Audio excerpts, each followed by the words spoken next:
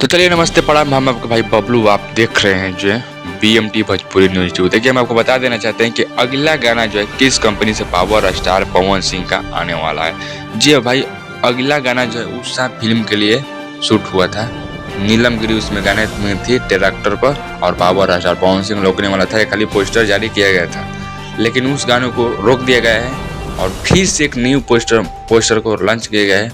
और वो गाना जो है वो गाना जो है आदि शक्ति से शायद रिलीज हो जाए।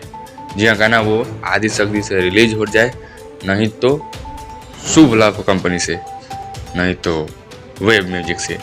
ये 3 गो कंपनी ऐसे पावर स्टार पवन सिंह भी, नहीं तो DRS म्यूजिक। ये कंफर्म पता नहीं है कि पावर स्टार पवन सिंह को किस कंपनी से गाना को रिलीज कर दिया गया, लेकिन उषा फिल्म से लिए जो गाना रिलीज कर दिया गया, मतलब पोस्टर जारी कर दिया गया है, उस गाने को रोक दिया गया है। कहीं ना कहीं उस गाने को 2025 में बवाल तगड़ा स्पेशल उसको कुछ अलग इवेंट कर गाना को छोड़ा जाएगा, क्योंकि बहुत बड़ा गाना है नीलम गिरी के साथ। आप लोग को हमारे चैनल पर अभी तक वो नहीं देखें तो जाकर चैनल पर देख सकते हैं। नीलम गिरी के साथ आपको पावर स्टार पवन सिंह रोकेंगे उस वीडियो में।